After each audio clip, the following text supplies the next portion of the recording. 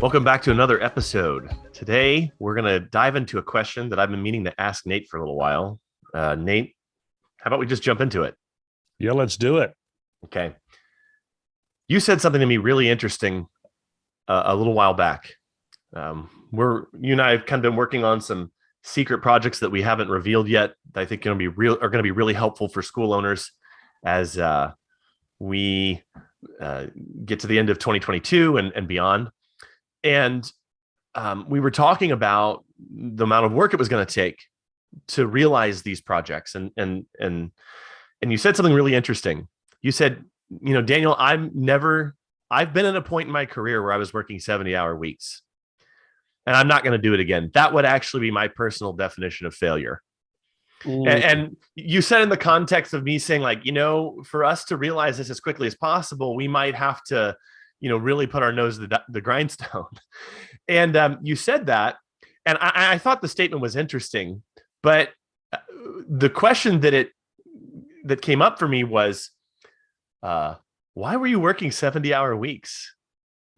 Yeah. And the application that it would have, because in working with a lot of school owners over the last 6 years, I've met those folks. And what's interesting to me is that their schools weren't nearly as large as yours. They weren't doing the kinds of margins that yours are doing. And I think approaching this question or approaching with this question might be an interesting way to see the difference between a school that, for a lot of people is kind of a model of how things should run. I know you're modest and you would probably dispute that, but I really do see BMF as a good model of how a school should run with the kinds of programs that you're running. And yet you're doing it on a lower timeline. And there are other folks, I think, that would kind of aspire to that. So I think by approaching it from this way, why were you working 70-hour weeks? And then to explore how you ended that and still grew the school, I think could be a really great way of helping people look at this problem from a different perspective. So absolutely, in the early years, I was doing it. And I think that to answer the question, because it's a deep question, right? It's a question both about about mindset, and then also about just kind of efficiency, organizing and prioritizing and knowing what actually matters. So the short answer, just right out of the gate, because our listening audience, they're school owners like myself or founders, or and they kind of need to know right out of the gate. The reason why I was working so much at the beginning was because I was wearing all the hats of the business. I was the marketing director, though I didn't call it that. I was the salesperson. I probably called it that. I was teaching 5, 6, 7 days a week. 6 days a week, not 7. I never taught on Sundays. So 6 days a week, right? I was also trying to figure out all the systems in bucket number 3. I was trying to do everything at once in the early years. And that was really mistake number 1. And I'll talk more about it. But so number 1 is like, you can't do everything well all at once. So don't even try. Because the reality is there's diminishing returns once you pass a certain number of hours anyways in any given week. So we'll talk about that, which leads me to my second half of it, Daniel. For me, I had a real issue around mindset, and it dates back to being a jazz pianist, right? Being a performer, which was that, honestly, to be perfectly honest, like I struggle a lot with workaholism, just like thinking that if I worked more and more, that I would feel better about myself. And in truth, I really believe that some of the most profound work I've done for myself personally as a business person and as an owner has been around figuring out how to deal with that issue. Okay. Yeah. And so it's a two-pronged approach. The first is better understanding your business and knowing where you need to invest your limited resource, which is time. And the second prong is around just understanding yourself and saying, wait a minute, are you someone who's prone to something like workaholism, where you just literally think that if you work harder and longer, that that's somehow the solution to, happiness and well-being. Okay. So anywho, there it is. Let me ask a question about the first one there, because Mhm. you phrase it in an interesting way. You said trying to do everything at once. I'm not doing a very good job of paraphrasing you, but I think in the answer, you're going to get to the crux of the matter here. There are things that have to get done in any studio business. Yep. If you don't have someone else to do them, it falls on you. So I want to play devil's advocate here a little bit. You know, if a certain amount of things has to get done in a week, and you've already hit your 40-hour mark, and there are still follow-ups to be done, sales follow-ups to be done, Mhm. there's still Mhm. conversations to be had with teachers. Like, it would seem to me that you kind of have to do it if you don't have someone else that you've delegated that to. So can you maybe answer that for me? Yes. Because it could be that there are people listening to this that are having to work these long hours, but they really, and this could go to mindset too, they really don't have a choice necessarily. The work's got to get done. The product has to be delivered. What do you think? I love the question because, and this is kind of, it's a little bit of a gut punch to hear the answer, but it seems at the outset when you're in a startup phase that everything needs to get done with equal intensity and clarity. And the reality is, in hindsight, because you asked this great question when we were prepping for this, you were like, Nate, what would you have, in hindsight, what are some of the lessons learned, and what did you start doing differently, or what would you do differently? It seems like everything on your to-do list is of equal value and must get finished this week or this month. The reality is that's not true. Okay, it's because you have yet to have the perspective on a business that is that allows you to make those choices and prioritize effectively.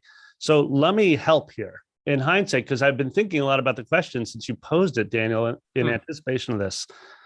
In hindsight, some of the things that I think I was misprioritizing, is that the right word? I don't know. Anyways, was that I didn't spend nearly enough time on product development, i.e., understanding how the lesson being taught was uniquely serving the families that were interested. And so what I mean by that is that,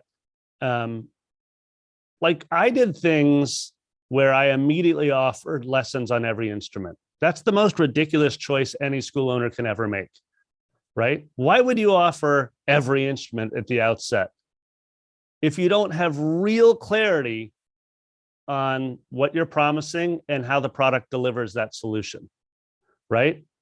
Okay, so secondly, I immediately at the outset offered group classes, these band classes, because I felt like it was foundational to our program.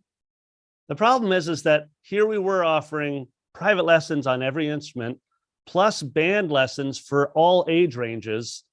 And I was the only person at the outset who was supposed to define what that actual service was and why it was unique, et cetera.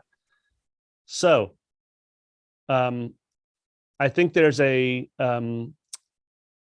real intentionality that needs to go into understanding two things at the outset.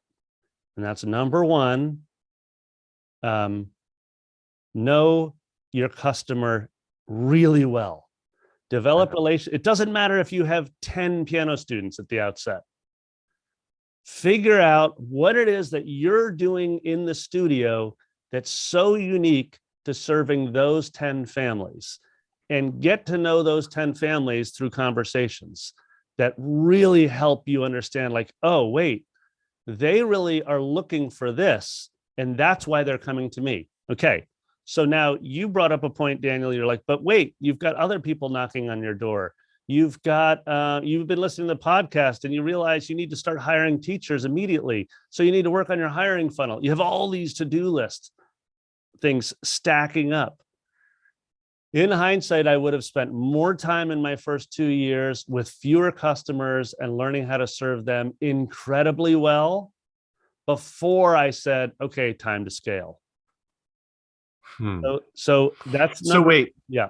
are you saying then that the reason you were working so much was because of choices you made that increased the number of obligations you had, and that in hindsight you could have avoided those obligations and still had a better business? Yes, I think you put it beautifully. Interesting.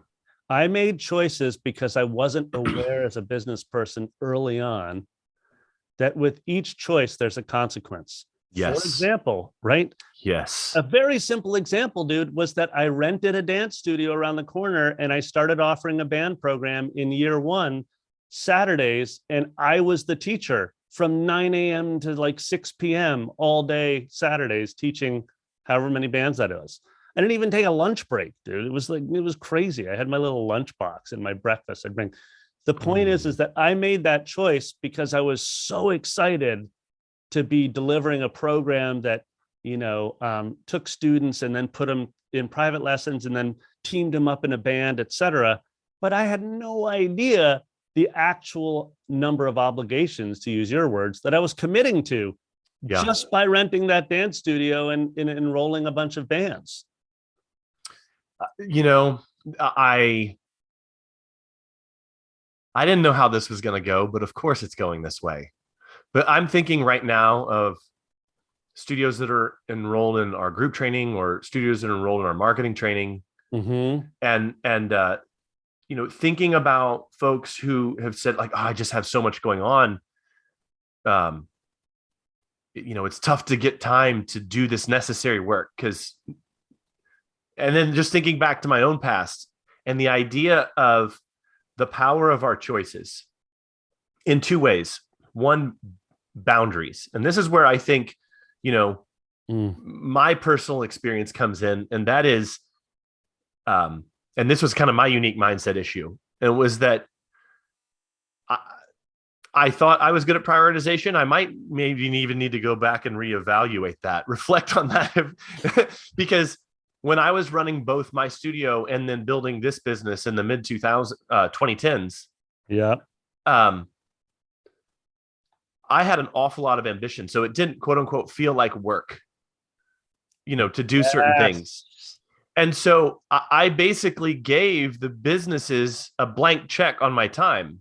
Yes. And so, I would go back like, after dinner, I'd see, oh, this person emailed me. Oh, I want to go email them back. And then I'd get sucked into it, Meanwhile, I've got a 3-year-old that really wants to play with his dad. Yeah. And at a certain point, I just made a rule for myself: no work, absolutely whatsoever, after 8 p.m. And then the rule became no work whatsoever, absolutely, after 7 p.m. And that's where it stayed. And I'm even now considering a rule of bringing it down to 6. But so pause right there for a second, Dan, because you're bringing up a really essential point that gets to my mindset point around workaholism for me in particular. Like, this is a phrase that we as artists always heard. Like, people would always say, it's so amazing you're getting to do what you love to do, or you get paid to do what you love to do. Who's saying that? I'm saying, like, I heard it all the time from outside influences around being a musician. I see. Okay. Right? Like, especially when it was like, it's like romantic, like, oh, the artist. Yes. With the free schedule. Yeah. But we do the exact same thing in the world of entrepreneurship. It's the story you were just describing where you're like, since I really loved building this new business and I loved my piano studio, it didn't feel like work to me. Yeah.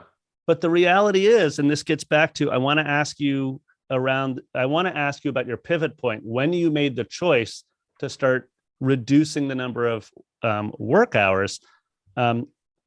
But here's the thing, here's the fundamental issue. And this is what's happening, for example, when I was overworking, which is anytime I choose to open up my email or open up Slack or open up something and do a quick reply, I am choosing not, as you pointed out beautifully, to prioritize some other facet of my life, whether it be my kids, my partner, my, spiritual work, whatever it is, dude. It could be just for me, like playing piano, which is not it's not work for me anymore.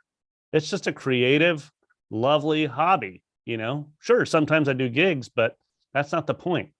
The point is, every time I choose to continue to do that to-do list that goes with Brooklyn Music Factory or goes with some other business that I'm running, the reality is I'm choosing not to prioritize other things in my life. So you said, what was the pivot point for you when you were like, okay, hold on a sec, dude, no more emails after 8? Was there any particular event, or did your wife come to you and be like, what are we doing here? Or was there anything that helped you pivot? Yes, there was. Are you comfortable sharing, or could you just give us a Cliff Notes version? Yeah, I think Cliff Notes version would be good. It's actually deeply personal, and I'm usually like an open book, but it involves other people too. So I'm not, but No, just give us the. I something really kind of life altering happened in the history of our family. Let's just put it that way. In 2017, right, and I really became aware that of my human limitation, my own mortality, like these sorts of things. And I think I had been underappreciating the time that I had with my family. And it really happened like in a single shot, like, me and my wife going to the doctor, getting some news and being like, I have been viewing time as like this commodity, like that is just endlessly renewable or whatever. And of course we know it isn't intellectually, but when the emotional gut punch hits you, and so, I'd always kind of viewed like, this is going to sound weird, but this is how I describe it now. My son was 3 at the time. And in my mind, it's just like, oh, I'll have another 3-year-old. So I really viewed the time that spending, with my oldest, selfishly, like, oh, that's for me, not thinking about, oh, it's for him actually. So it's not like I'm just going to have another 3-year-old someday, which we didn't. So thank God I came to this realization. So I view it as like, oh, I'll always have a child to play with, when I realize like, oh, actually this child wants to play with me. And I do think it's helpful that kids actually begin to get a personality, around 2 and 3 years old. And so I at that point made a conscious decision that the reason I was stopping at 8 p.m. every night was because I literally went to a place where I would play with him for an hour at 8 o'clock every single night.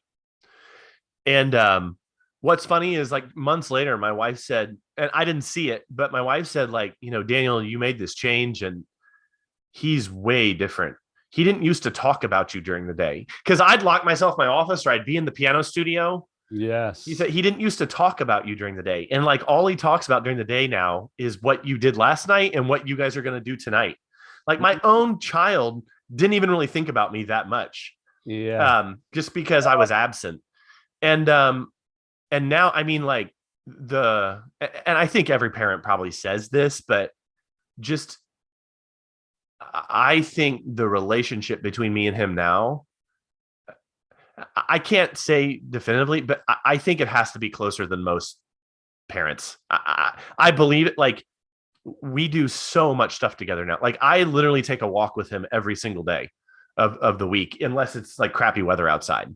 And sometimes 2 walks per day. Like, we talk, he's 9 going on 10. So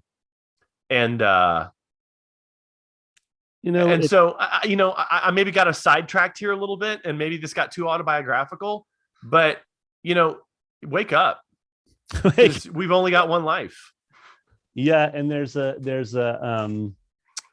you said a word before that's so misunderstood, I think, or it was for me. So maybe some of our listeners are like, no, I totally have that pegged.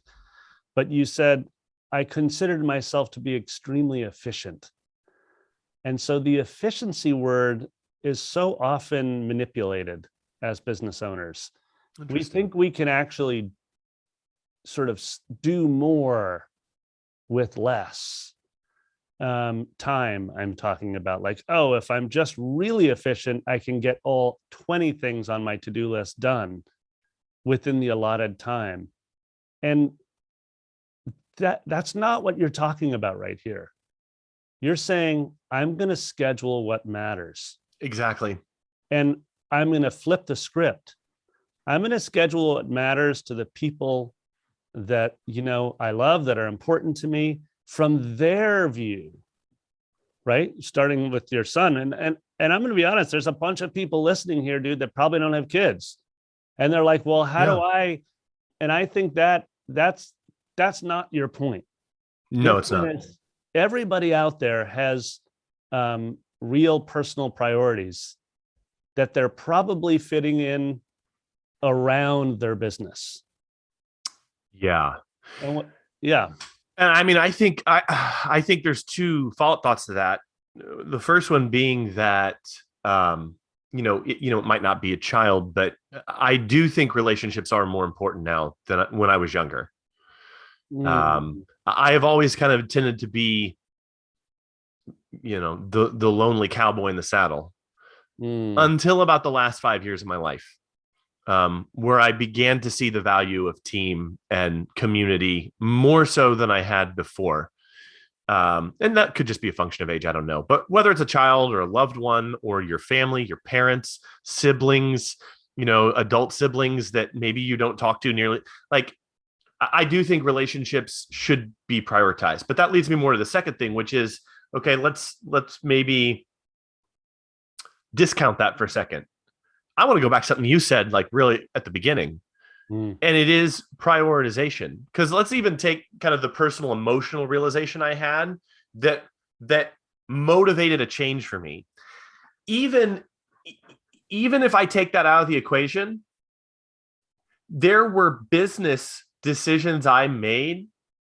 There were business decisions that you made early on that, because of lack of skill or knowledge, that in hindsight, I realized cost me time and actually were of dubious value. Or there were things that I could have done that would have, that because of what I believed to be true, I felt, oh, this has to be done. When in reality, I didn't need to do it. And I think, you can't skip your own evolution, but you could potentially speed it up. And I do look back and think, oh, there are watershed moments in my business development over the last 10 years where an outside voice looked at what I was doing and said, you shouldn't be doing that. Yeah. And you know what? I believed them and I stopped, or I changed, and things got better. So on average, Nate, I work about a 43-hour week now, and I'm effectively running 3 companies. One of them super secret right now, but won't be for much longer. And that's a far cry because I was working probably, I mean, I didn't keep track back then. I actually keep track every single week of exactly how many hours I work each week now.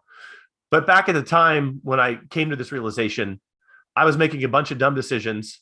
And there were things that I should have killed that I held on to for years that took a lot of time. But the forcing function, and this is the point I'm getting to, the forcing function was the choice that this was no longer sustainable and no longer acceptable to me. And then it forced me to make decisions, and it forced me to get better. And so enforcing the rule on myself actually was part of the agent of change. So yes, I love that. And I like 2 things you said, and then I want to get super concrete around where I think prioritization matters for a music school in the first, let's just say, 5 years. Okay. Oh, I love it. Yeah. Maybe it's a good place to end. Yeah. Because you are, You said something where people, if you're open, and we've talked a lot about this, if you're open and receptive to outside voices that you know and trust, I mean, you don't have to know them well, but you did trust them, and they say, you don't really need to be doing that. Focus over here instead. If you're open to that, you'll actually listen, and that helps you prioritize. So that's just a basic point. And that can come from a text. That can be a book you've read where you're like, actually, this author really resonates with me. I'm going to follow what she says. Versus, or it could come from a coach or a mentor. So I just drew a picture of the 4 buckets of business, and I was like, okay, Nate, what would you do differently if you could redo your first 5 years of BMF? The first thing I already highlighted, which is I would have stayed in bucket number 2 a lot longer in the delivery on promise. I would have said, okay, I'm going to offer fewer services in the first few years. It would have been fine to offer just piano lesson, like piano and drum and guitar. That could have been it. It could have been just piano lesson. It's so counterintuitive, but yes, that's smart. And then, because the truth was, for marketing and sales, especially if you're very confident in who you are and why you are, in other words, what is it about you and music that is so transformative? And then you can just describe that to a handful of parents, you are likely going to find your students. So in my case, I used the Playground Network. I literally went to Josie's classmates' parents, and I sent a single email just saying, I'm going to begin taking students. Here's a little bit about me. Here's a little bit about what matters to me, around music. And we had plenty of students just through a simple networking of marketing and sales, right? We didn't have to begin to scale. We didn't have to think about ads, Facebook, all these things at the outset. So priority number 1 is really getting to know what service you're going to offer and digging into that. So to be very concrete, at Brooklyn Music Factory, we have a very specific lesson architecture now. Minute by minute breakdown of what happens in the lesson. Much like, Daniel, when you talk about your group lesson program, you talk in very specific terms. This is what the room looks like. This is what a kid does. This is what happens at the outset. This is what the lead teacher does. This is what the assistant teacher, it's very concrete, but that takes a while to discover, right? That can take a few years of really discovering. The second thing is around bucket number 1, which is your marketing and your sales funnel. You take the initial customers you have and you develop deep, trusting relationships with them so that you can actually understand better how to message and how to communicate with new potential customers. I would actually, the only other part of bucket number 3 that I would look at is money. I would say early on, some degree of financial fluency is essential, because when they say cash is king, you can't run out of cash, otherwise your business dies. It's true. It's true. Yeah, for a lot of founders, a lot of school owners, financial fluency is oftentimes a missing piece. And so do you have to go buck wild with that and spend hours and hours every week figuring it out? And no, not at all. But you do need to start to understand, what do I do when I look at my QuickBooks Online each month or each week? What am I even looking at? How do I organize expenses? How do I start to track expenses consistently every month? Beginning to view your school as its own entity with financial health is really, really important at the outset. Yep. So, and we hear from a lot of people, Daniel, that that's a tricky one for people. Usually they don't come to that until later on in the life cycle of their business. Yeah. So can I say one other thing? One place I would absolutely not focus. Oh, I like that. This is good. Is bucket number 4, your new business ideas. Yeah. Forget about it. You're a piano teacher. You've got 30 students. You have maybe one other teacher who teaches piano with you, and she's got 15 students.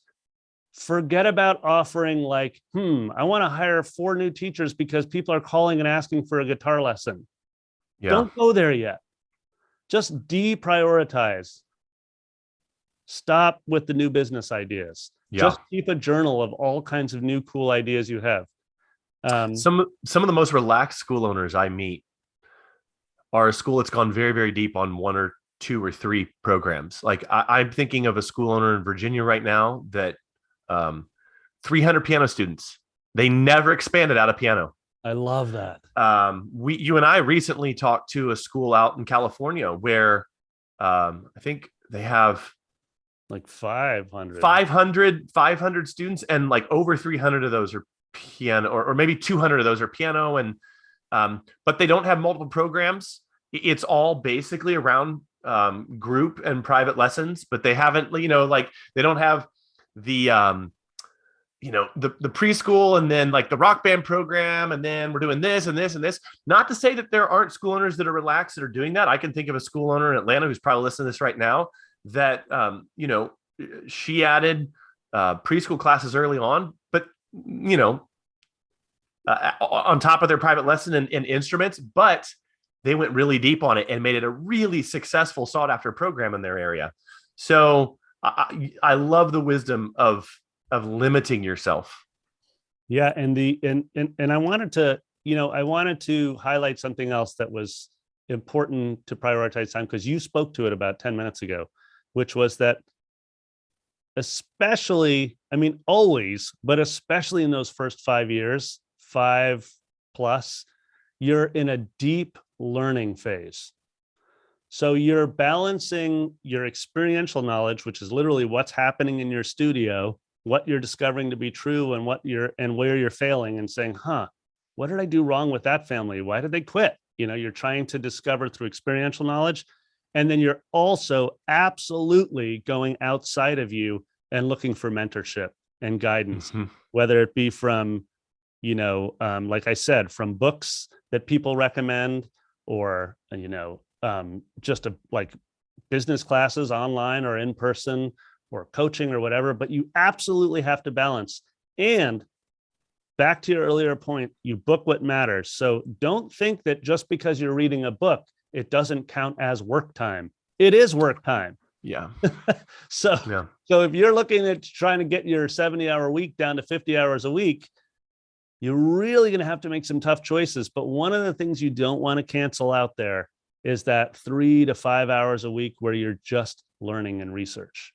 Saying, how do other schools do this well? I mean, this is, dude, and honestly, like, I mean, I know I talked about your group piano class before, but I've heard personally, I've been talking with school owners that you have adopted your group piano class, and they've had a lot of success with it. But here's the ticket in my mind when I listen to them talk. They did not invent it themselves. They said, I believe that we can add group piano or a group piano class and still deliver on our purpose and why. But I'm going to go externally to figure out how to do it smart from the outset. Yes. And go ahead. Well, that's the research piece. Like, they're wise enough to be like, I'm not going to, and dude, I was not wise enough. I'm telling you this, I'm being transparent. Early on, I thought, man, I'm creative. I can figure out everything on my own when it comes to creating product. Yeah. And I don't think that was smart in the early days. That fourth bucket, the new business bucket, it bit me in the ass a few times. So in taking inventory of some of the things we've said over the last half hour, I think someone could do a personal self-assessment and see where their risk factors are. But some of the things that we've said here is that poor management of time was a problem, poor prioritization, thinking everything was equally important, needing to reinvent the wheel, or invent the wheel, so to speak. Yes. You were just kind of mentioning there. Are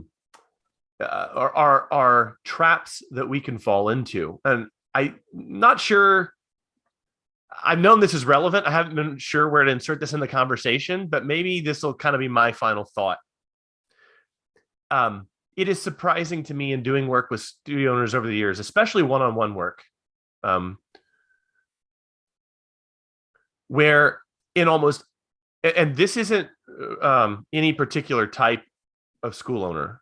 This could be someone who has 10 students, up to school owners I've worked with who have, 1,000 students.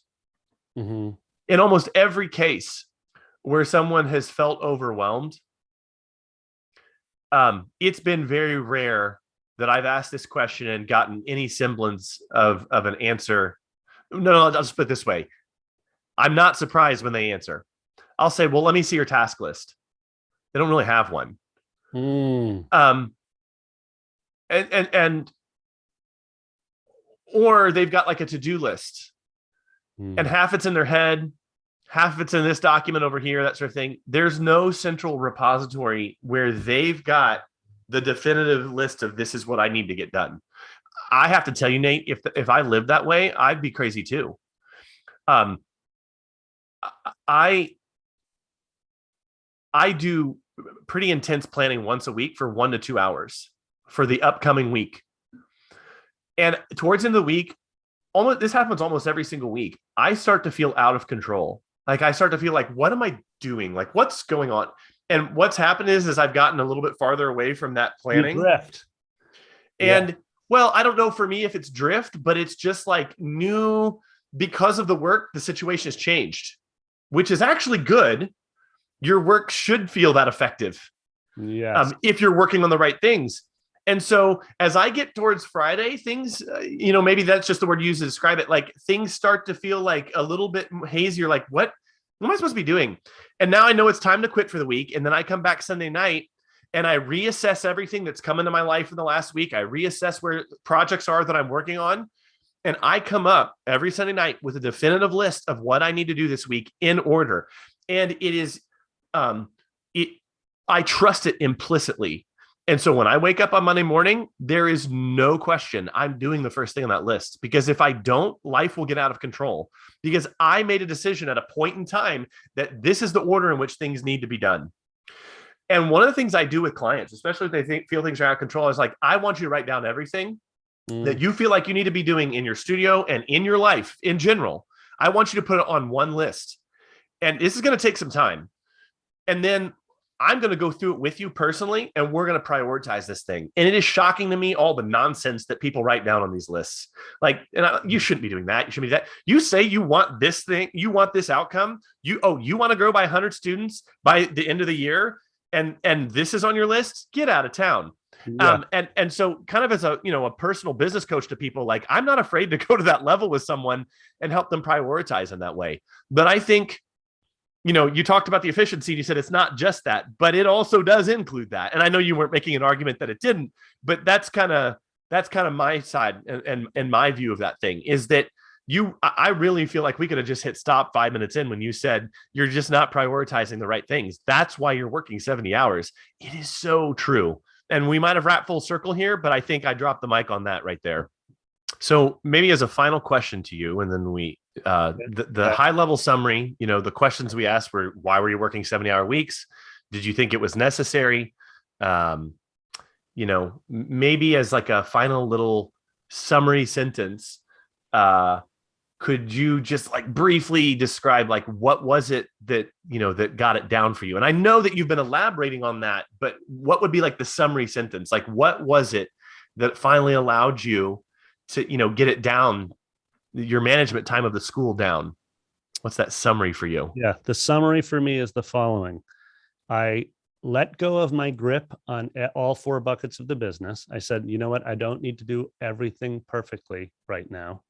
Secondly, I began to prioritize building a team. And then the third part of it is I realized that honestly, like a happy leader makes for really happy teammates. In other words, I didn't want to be the model anymore for the people on my team I didn't want to be the 70-hour-a-week model. It was exhausting to my business partner. She felt like she needed to keep up, which is never what I intended. Yeah. So bad example. You were a bad example. We actually want to model what it is to prioritize the right things and find joy while doing great work, like meaningful work. So I would say the summary is simple, is that number one, I let go of perfectionism and saying everything needs to be right now this year. Number two, I said, Let's start building a team and I'm ready and willing to let go of certain things. Like, it's amazing, Daniel, to let go of all of your billing and receivables and all the cash. Oh yeah.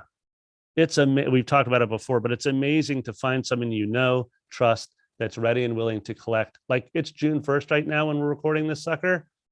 Our camp revenue is coming in. That's hundreds of thousands of dollars is running this morning, and I didn't set up any of it. Yeah. And I'm okay with that. And I'd be okay with that too. I'm really grateful, actually, not just okay. I'm grateful that somebody else is doing that really important part of the business. Yeah. And I'm going to say, I know this is geared more towards school owners with staff and team and all that sort of thing. But if you're a single teacher studio listening to this, do not sleep on the idea of getting an admin for your studio. I've trained many, many studio owners kind of in the model of how I ran my studio. I was single teacher, and I had an admin who did everything for me, even down to planning my recitals. And I trained her how to do that. And I trained studio owners how I trained her, and like how to find that person, what you should look for, those sorts of things. So in investing I would so much rather pay that person to take an hour of work off my admin work off my plate and replace that hour with an hour of teaching than do that admin work myself. That was when I got to that point. They're like, oh, why would I pay someone else to do that when I could do that? Like, once I got over that mental hump, things got better. So if you own a small studio, or you own even a single teacher studio, don't sleep on this idea of hiring a team member to do some of these things. So really appreciate that final answer there, Nate. That was really, really helpful. Okay, Daniel, hopefully that was beneficial here. Please do write us and let us know what other questions you have around this, and we'll continue to dig in. So awesome. All right, we'll see you all in the next one.